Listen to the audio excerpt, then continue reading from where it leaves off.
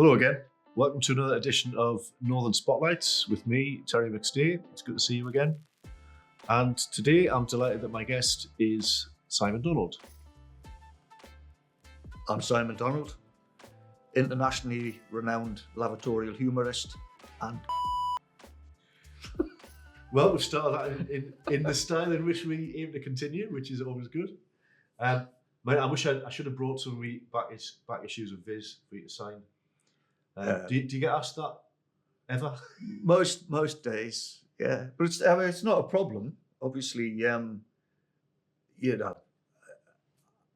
I look at people who turn up to gigs that I do, and me and my brother do bus tours, and they tend to be the events where you get a lot of sort of Viz anoraks, and Right. they bring their back issues to be signed and stuff. And quote things at you. Yeah, but I mean, I'm always quite happy to do these things for people, because at the end of the day, they bought me house and me car and everything I've ever owned. You know what I mean? So it certainly isn't a problem. Yeah. So I mean, that's probably what you're best known for. But obviously, there's lots of other things that you've done well before and since then. So that's what we're going to find out a bit more about today. So like all of our guests, you very kindly sent us a couple of photographs, just so because it's I think it's good to get to hear the story really of what influenced you and what inspired you right from whenever. So we don't want to just launch straight into what you're best known for. So this was you at an early age. So what would you? Yeah, I'm about 15 there. That's at home in Sunbury Avenue in Newcastle, which is where I was born. Me and my brother Chris, who we started this together, we were both born at home, which was quite common at the time in Newcastle. Yeah.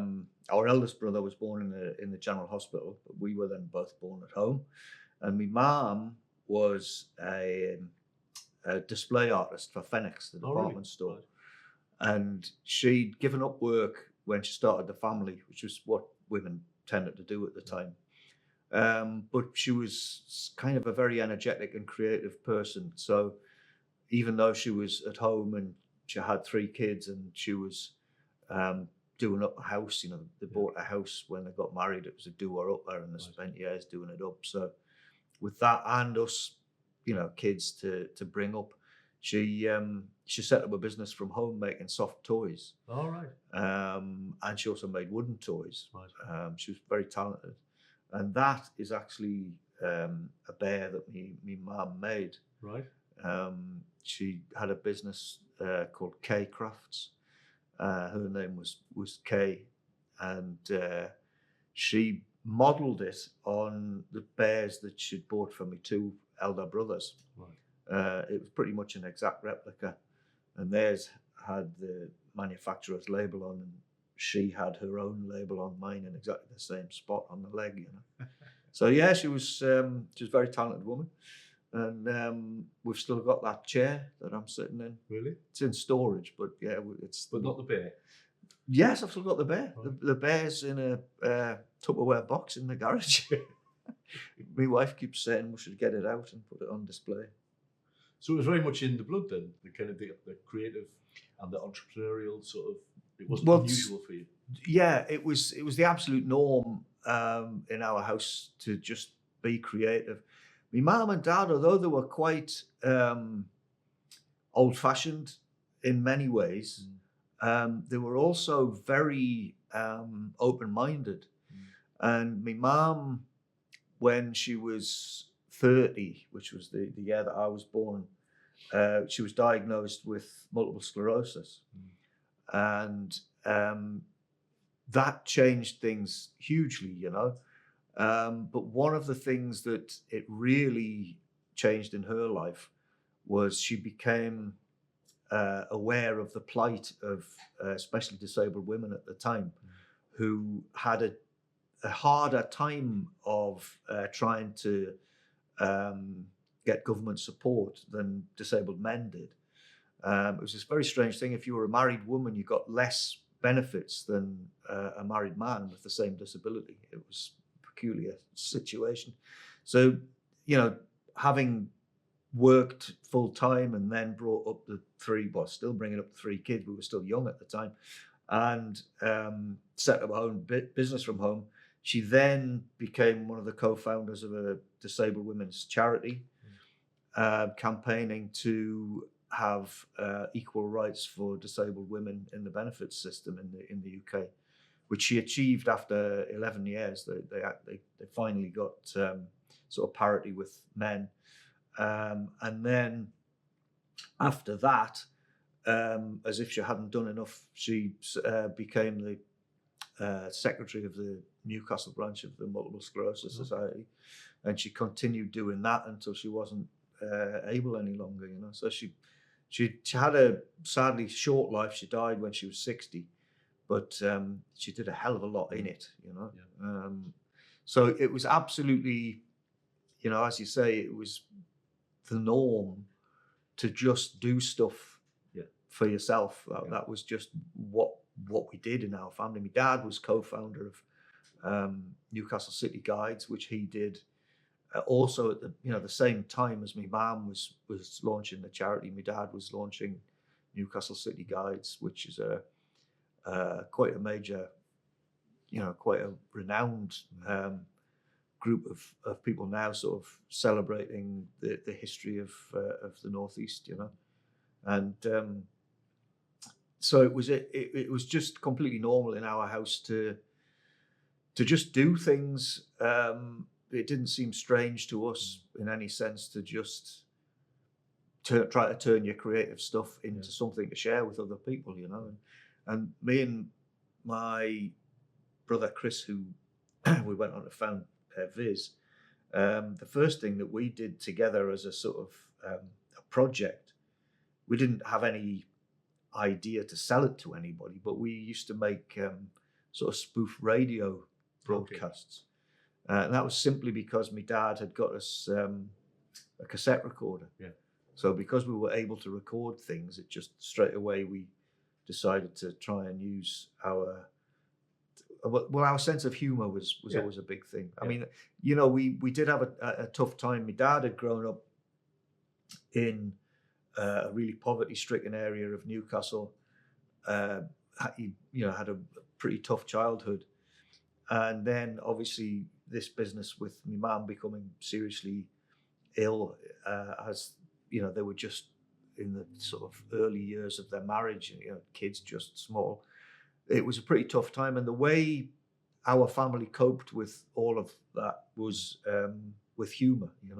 My dad and my mum, one of the things that they shared together, their interest in their youth, was the Goons. Peter Sellers and Spike Milligan, Harry Seacombe radio show.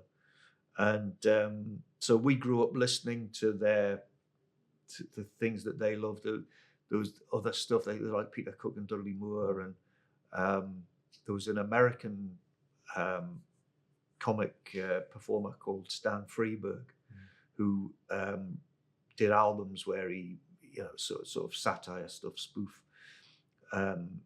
sketches, and he used to do voices, and I used to copy the voices that he used to do, and then we used to try and record all these things, and we had TV theme tune records, so we thought, we'll try and make all the we'd sort of very basic sort of setup sketch of the latest thing we'd think of for a TV show, and we'd try and record it, and then we just play it to our friends, and fall out laughing. Yeah. And I think because it's just sound, it's a lot easier. Isn't it? You just press play or press pre-record, and off you go. Yeah, and also the thing with radio, if you're making recorded stuff, there's no expense involved in doing telling some enormously fantastic story involving things that you could never hope to do on film, And obviously nobody in those days had any ability to record pictures, images. It just wasn't, very few people had a camera of any kind. And certainly not a video camera. I know I've got 2 cousins who live in Concert, a bit older than me, and I remember them doing exactly that same thing. A big reel-to-reel tape recorder, press record, and then just be off, just saying the most hilarious things, just out of the, just because I think it's almost like when they switched it on, something switched on in their head, they just started saying like. It's the thing that a lot of us who've worked on Viz have been told so many times over the years is that we somehow touched on the kind of humor that the readers had amongst their friends. Yeah. And I think it was, I don't think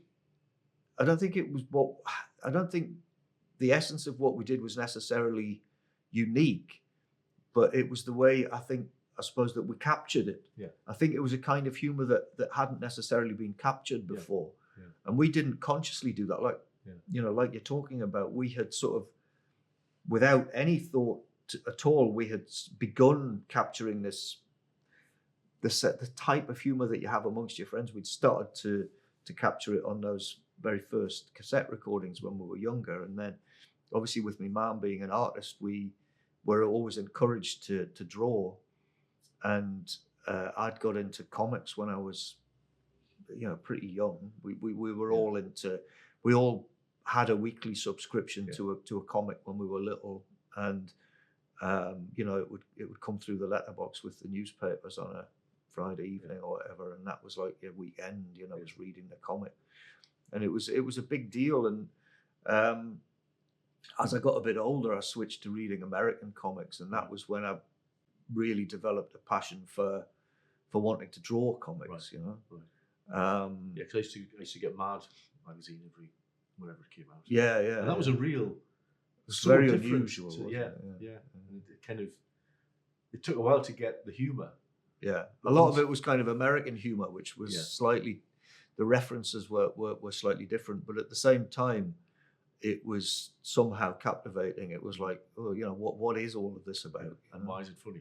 Yeah. I mean, it's one of the great mistakes I think that a lot of people made along the way when they were looking at trying to sell what we did. When we started to deal with publishers and so on later.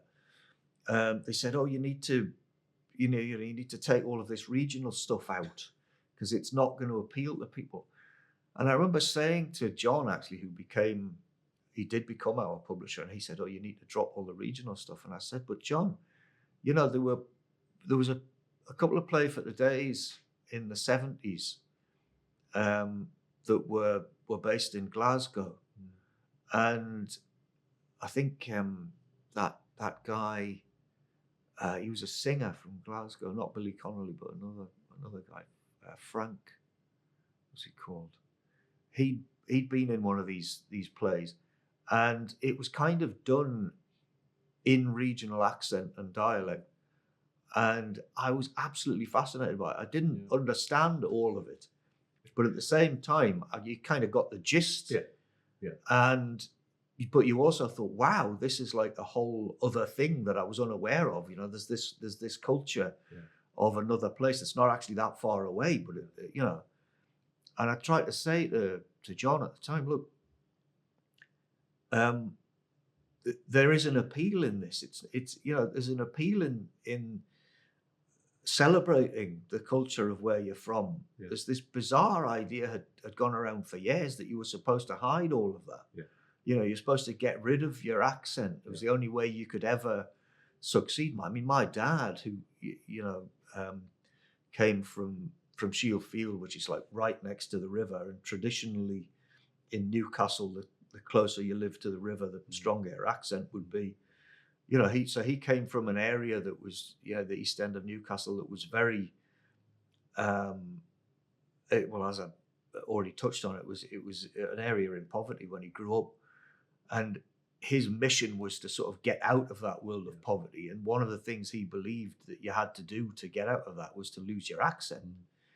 And he drummed that into us when we were kids. And it drove us mad when we were a bit older that, we found that some of the things that we'd stopped saying, we'd been told to stop saying when we were younger, it actually made us stand out at school, that we weren't normal like the other kids, because because we'd been told not to say film, and everybody else said film. It was like, hold on, So and it it had was the like opposite effect. it was that counterproductive. Yeah. It's sort of, yeah, it's so you sort of consciously try to sound like the other kids again, and then you get home and he would sort of say, no, you're not meant to do that. I'm like, oh God, what are we meant to do, And of course now, hopefully, certainly in the TV and radio and stuff, it's not quite celebrated, but it's more than yeah, accepted. It's quite- absolutely normal now to speak with your regional accent, and of course,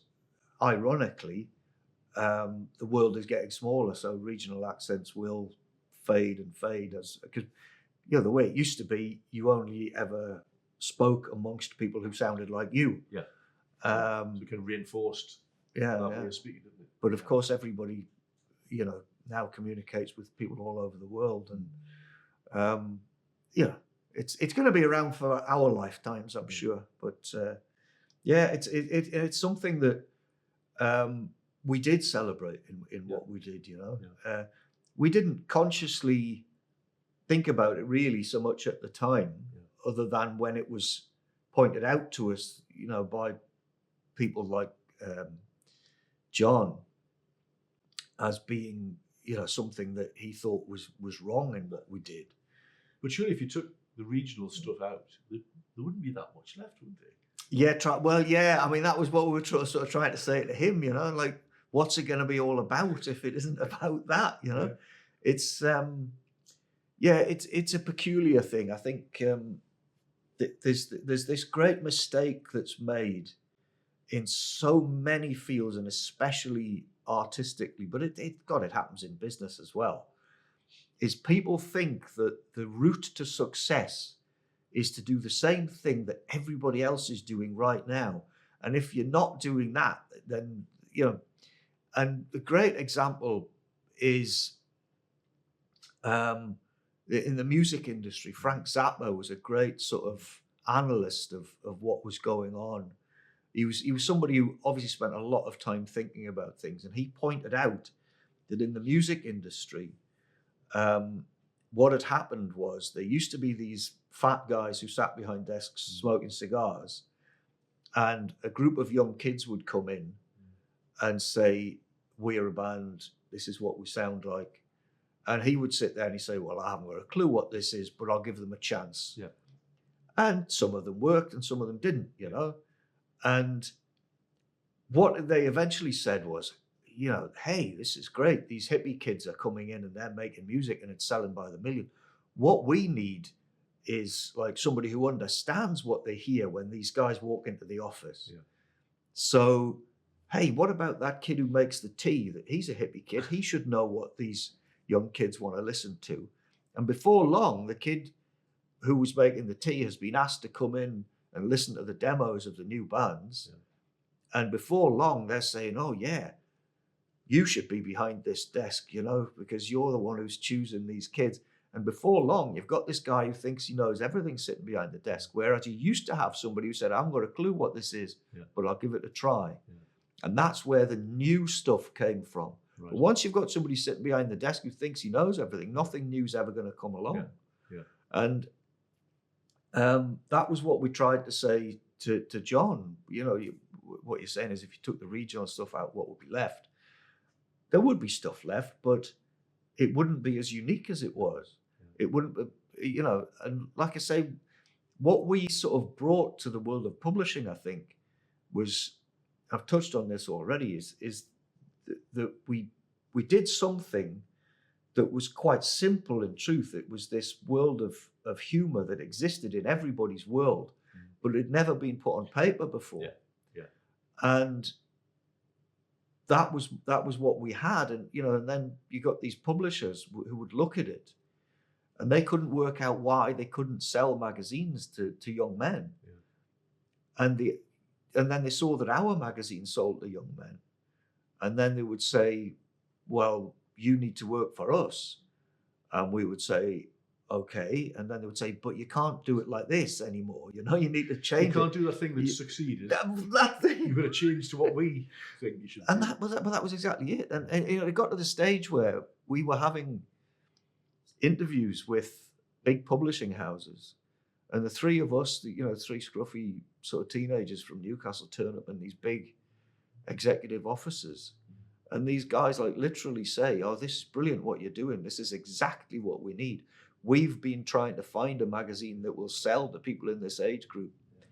Young men at that time, when we did eventually get a publishing deal, which was in the early 1980s, the big thing that was going on amongst publishing houses was they were all trying to find a magazine that would sell to young men. The men's magazine market didn't exist. Yeah.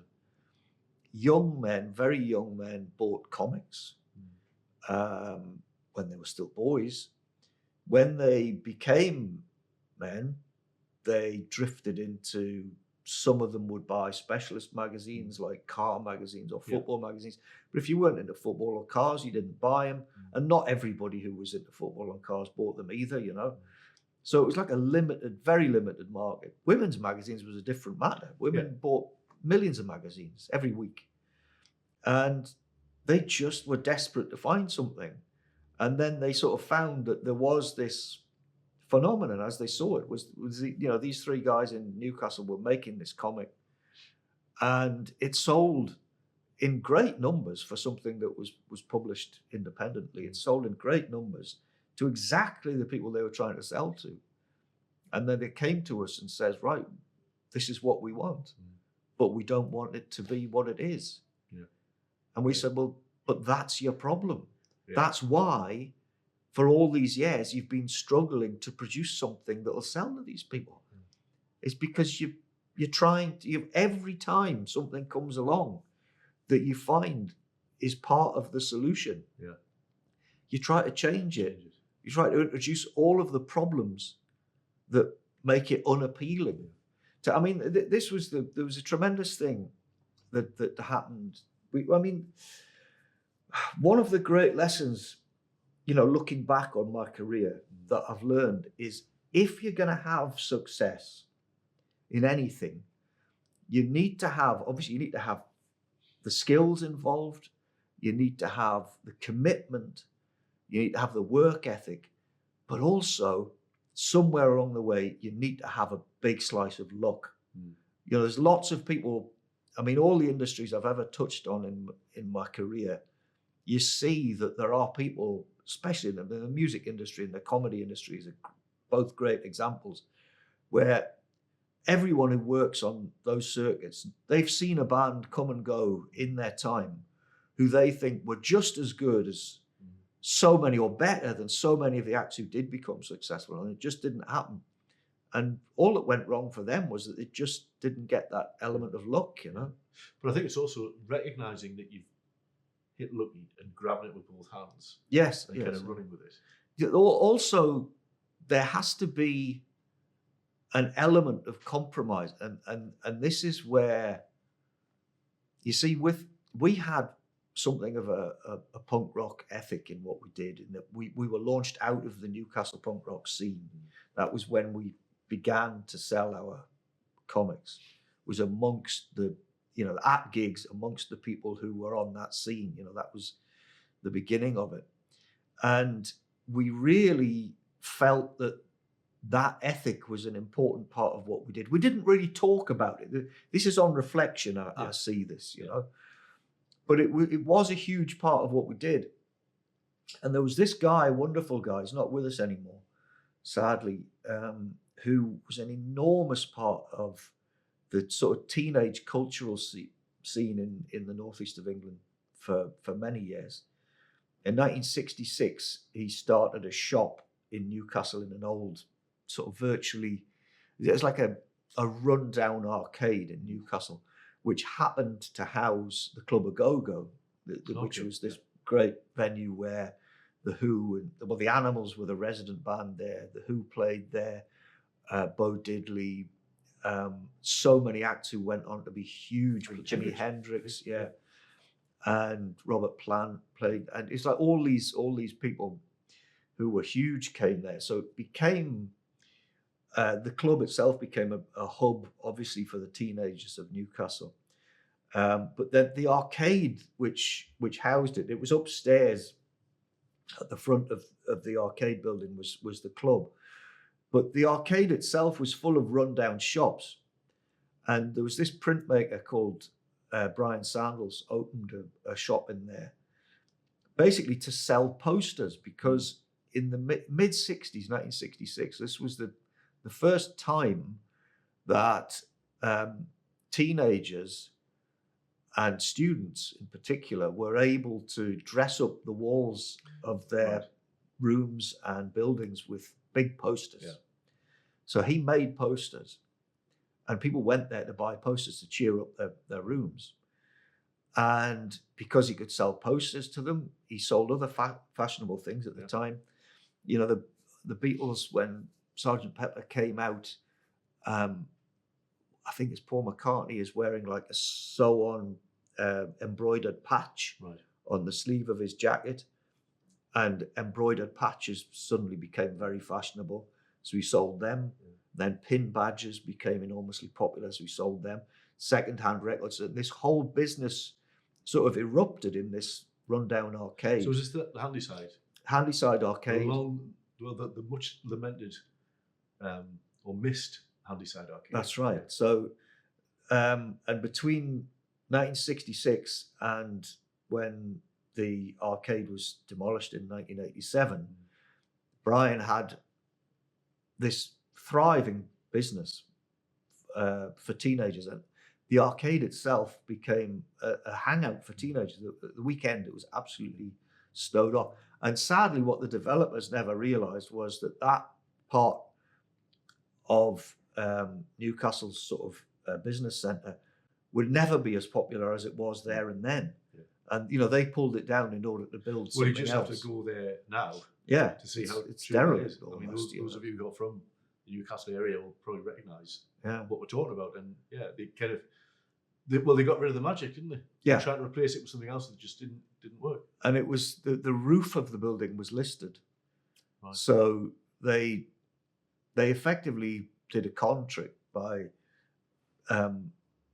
saving the roof, but not on the building. They gave it to Beamish Museum, who Right. had no use for it. So they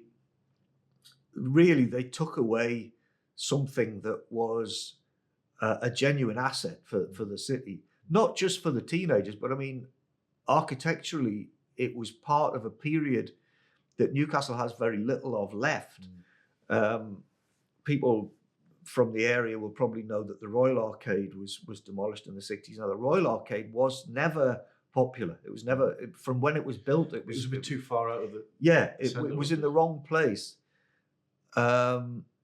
Perhaps if it had survived, it might have become something, but it was never popular.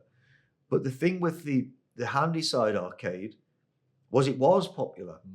And especially, as I say, with the young people. And if that had been recognised and treasured by the developers, it could still be there. And you look at cities where they have saved their arcades, like Leeds, and they've become magnificent. You know, we do still have the Central Arcade in Newcastle, which was the best of the architecture. But also it's right in the city centre, which means that it's always been useful.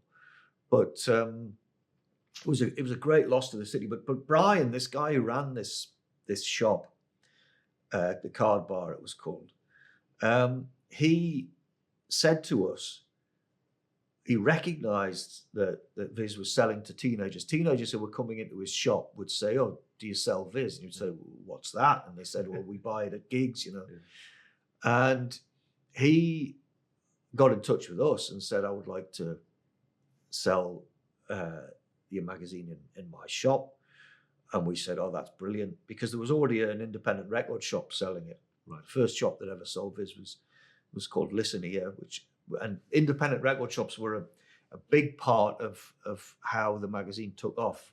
So independent record shops and independent bookshops, almost all of which have disappeared now, they used to sell Viz on a sort of sale or return basis, and we used to, the bedroom in our mum's house where we used to sleep as kids became an office, and magazines were being posted out to all these record shops and bookshops around the country. But Viz, despite that popularity, it wasn't a successful business insofar as it didn't make money. It was our hobby. It cost us to produce it. So take us back to that, the very beginning. I mean, can you remember the first? Is this? We've got a picture here. Is that around about that Yes. sort of time? That's the earliest photograph that I've got Right. of us at. Well, that's me. That's actually outside 10 Downing Street when you can still Oh, so walk it down. is. Yeah. So that T-shirt I'm wearing says Viz Comic London Tour 81. So Viz had actually been going by for 2 years at that point, and this photograph was taken with an old camera that I got from a jumble sale. Right. And at first I couldn't afford film for it, but then we got some and we went. Now that picture was taken when we were invited to London to appear on a television program called Something Else, which was a youth TV program. It was the program made by young people for young people. And we laugh about that a lot. You know, we used to laugh about it an awful lot. And I don't know if you remember the young ones did a sort of spoof of youth TV. But at the time, it was a big deal, wasn't well, it? that's the thing. It was your only chance Yeah. to get yourself on television. If you had a band or, if you were creating something, if you were doing something that was of interest to young people, that was how that was a really useful tool for getting yourself out there. And I was talking about Brian from the Car Bar, and coincidentally in this picture, I'm holding a copy of his, and you can just see an advert for the Car Bar on the back of it there.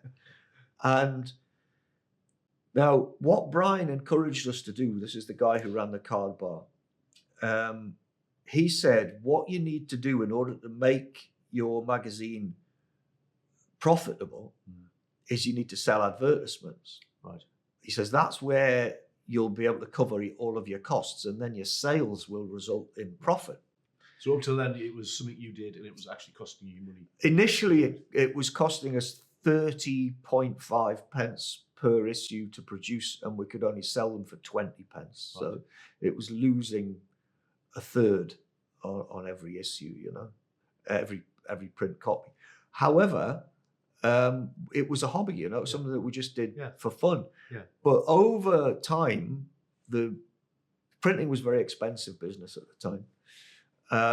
And it was only by virtue of the fact that my brother had a job, Chris, had a job at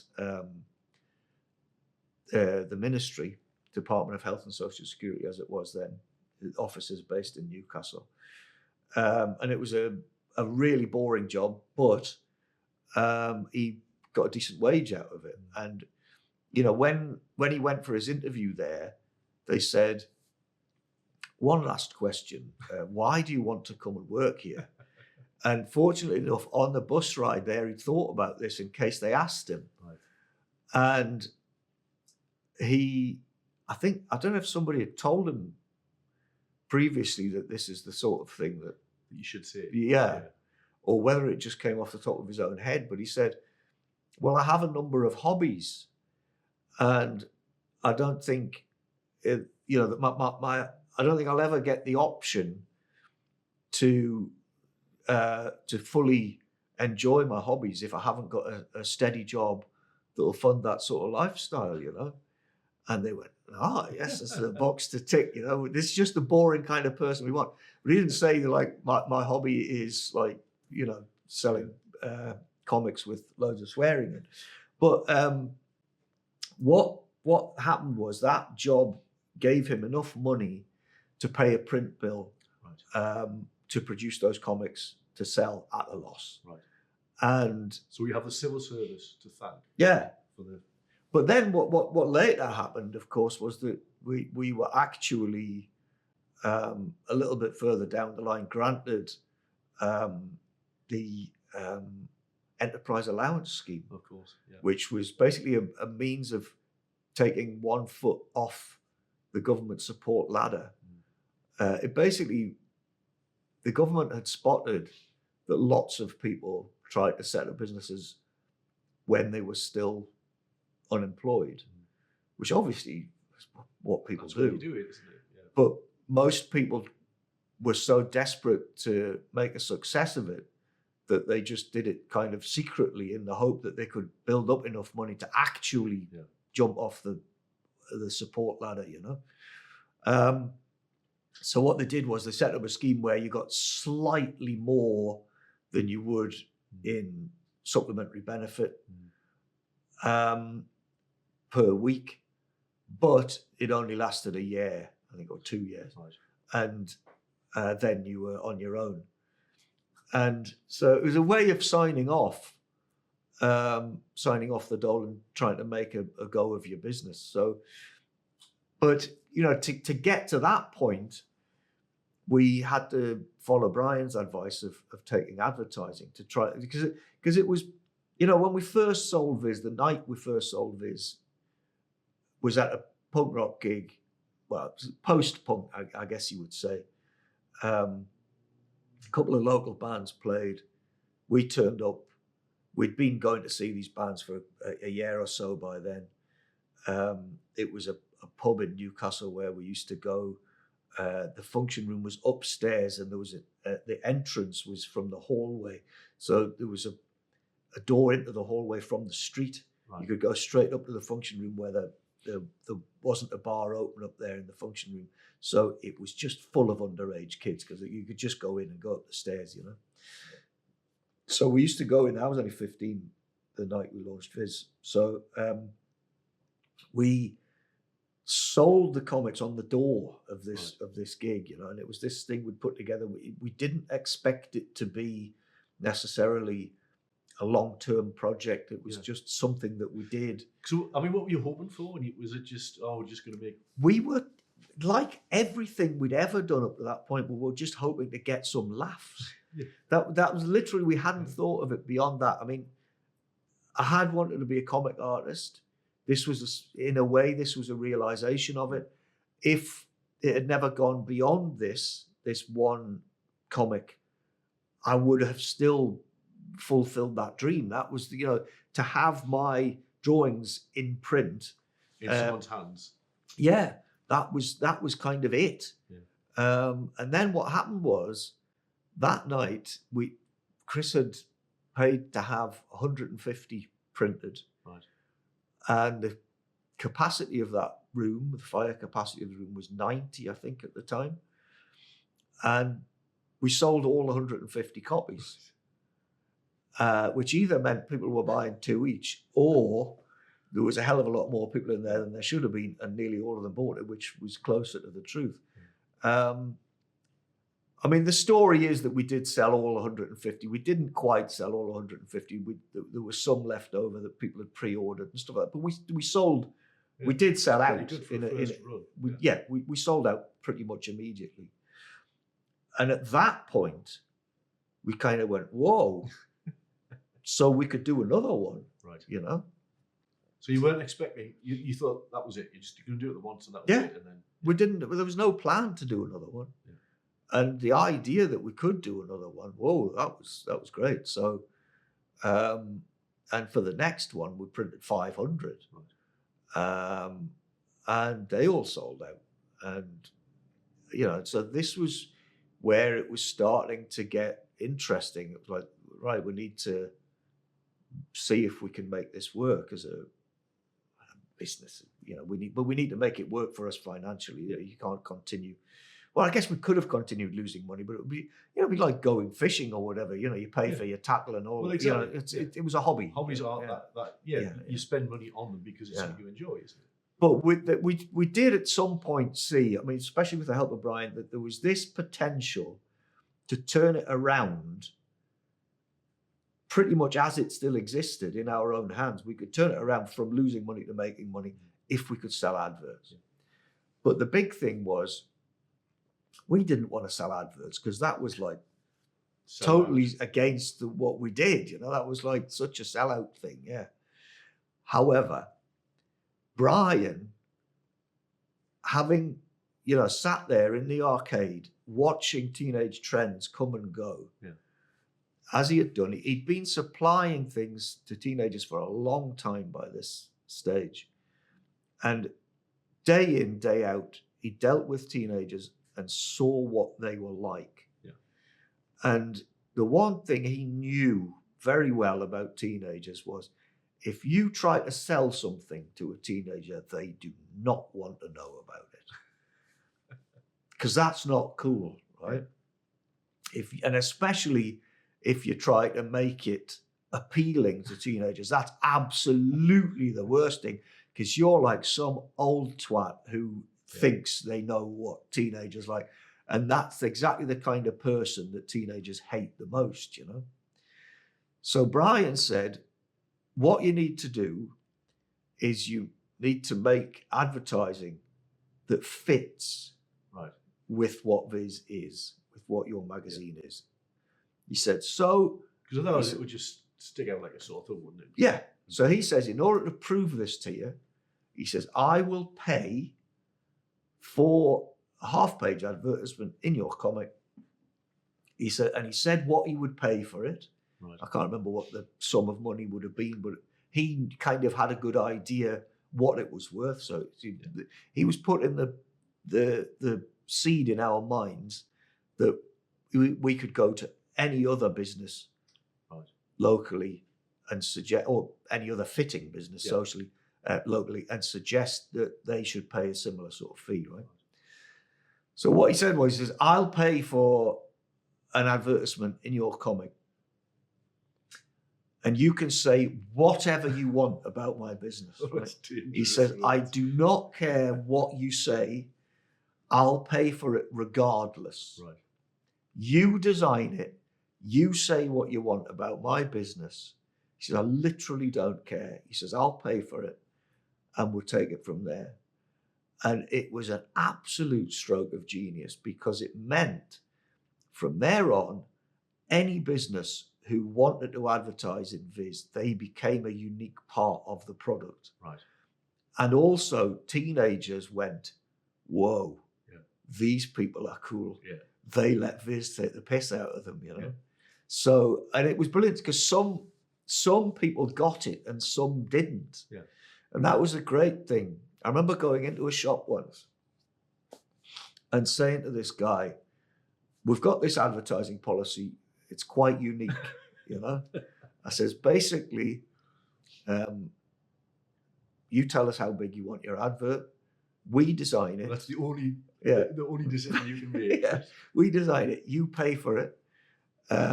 If you don't like the advert, we're going to print it anyway, whether you pay for it or not, you know? And this is one guy. I says, you obviously come up with ideas yourself, and if they're suitable, we'll use them, you know? And there's this one guy who had a sort of a knick-knack shop, you know? And he said, oh yeah, all right then, I've got an idea. Looking for a shop where you can browse in comfort. He says, well, don't come here.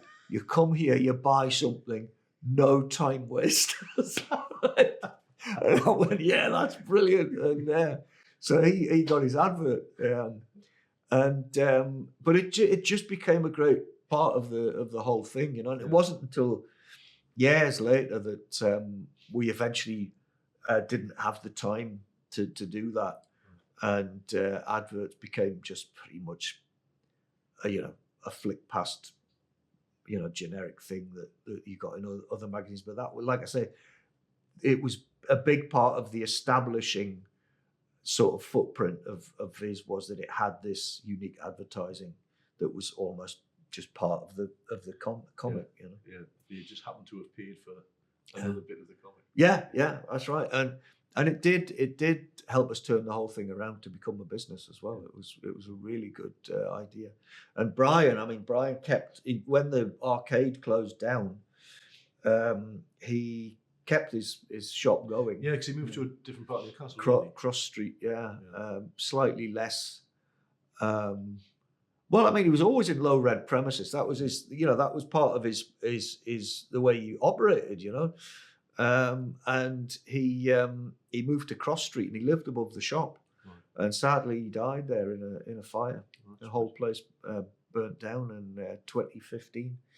But bless him. He was he was a remarkable sort of character in the Newcastle scene, for many years, and he was still selling tat to teenagers the day he died, As he would have wanted. Yeah, absolutely, yeah.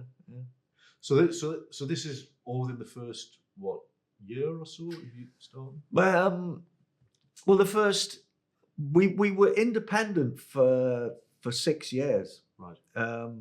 So I think Brian's interest began about.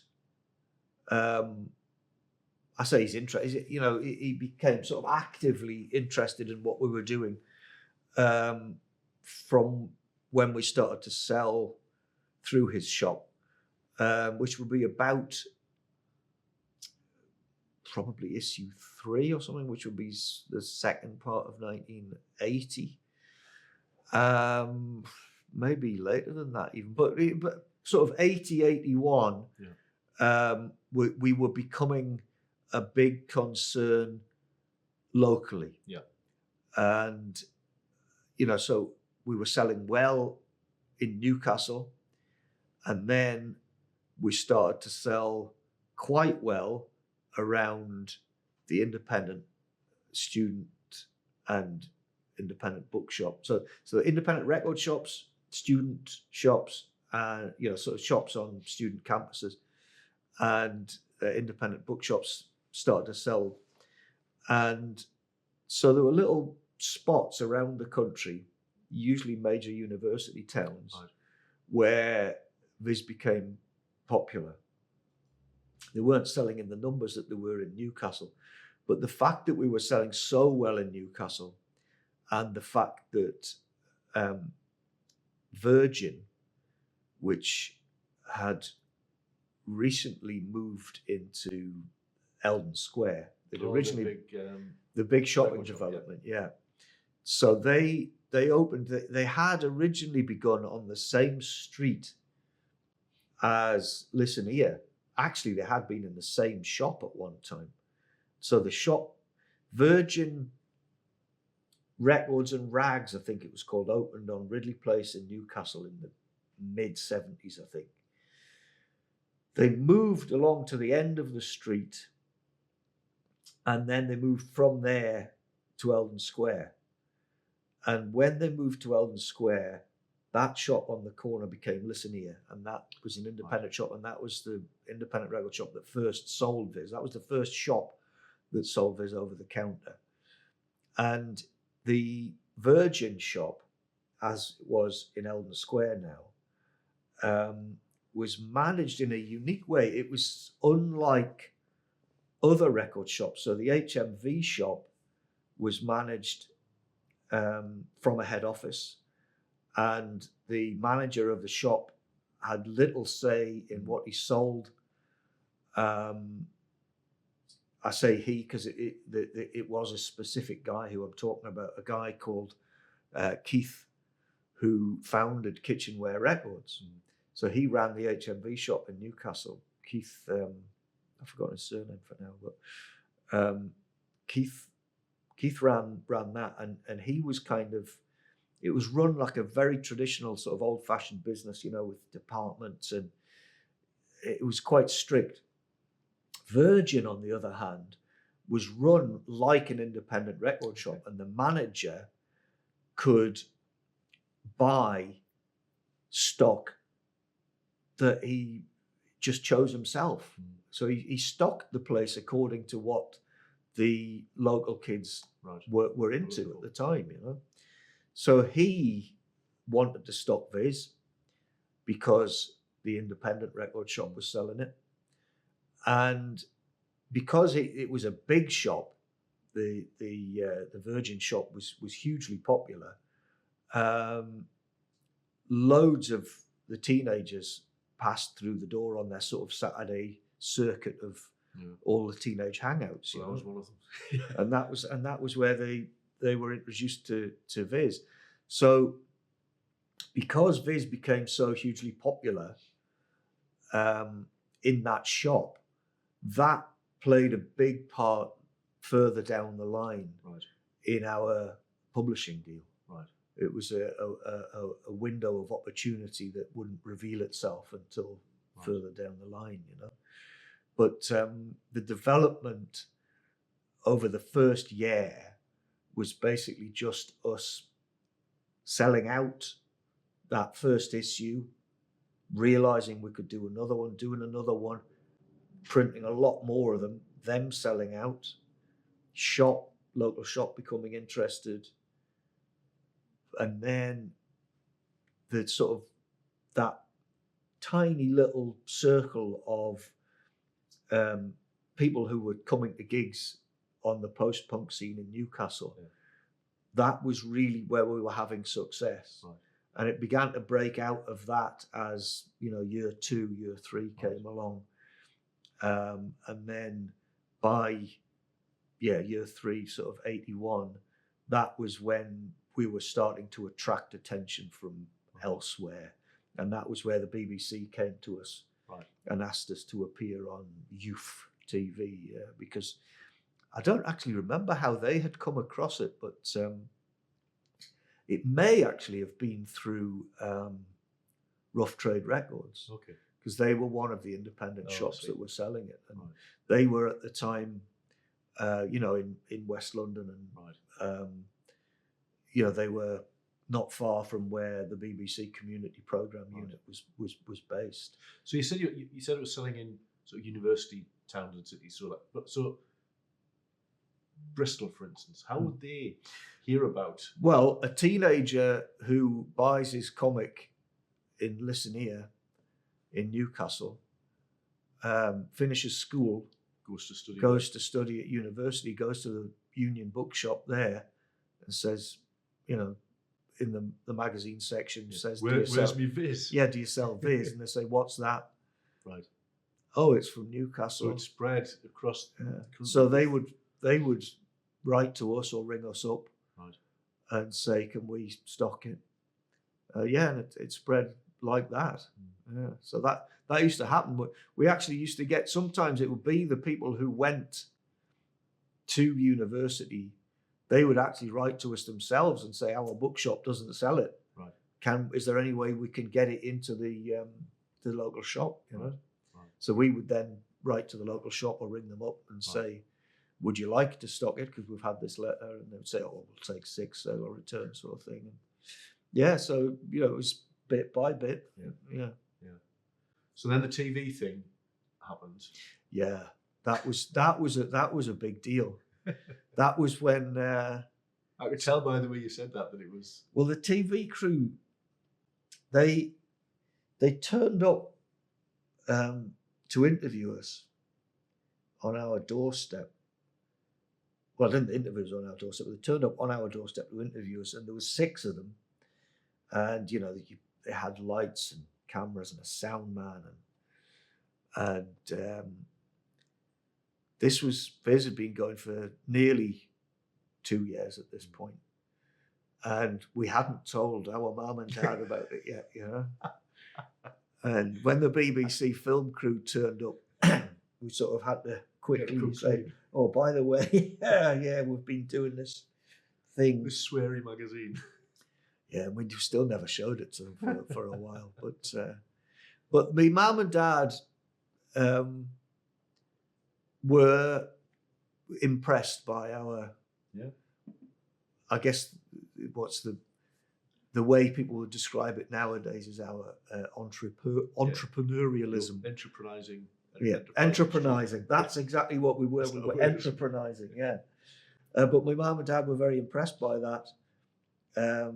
And they sort of quietly, occasionally would ask us if they could see it. And we would say, we've sold out. When we get some more back in, we'll show you it, you know. And eventually we Tipp-Ex'd a copy and showed it to them. There must have been a lot of Tipp-Ex. There was. I've still got the Tipp-Ex'd one at home, actually. But so it was. You have to remember that at the time there was only 3 television channels, and being on TV was a huge thing because, you know, when the following day, after the show had been broadcast, you went out on the street and you sort of looked at people and you think, well, 1 in 3 of these people probably saw us, last night on telly, and it was a very strange feeling. But it wasn't. It didn't open a lot of doors immediately. That particular show. Right. But, I mean, was it a kind of a positive? Oh God, yeah. It kind of the angle was a positive one. It wasn't. Look at Absolutely. these Geordie lads corrupting our youth. So.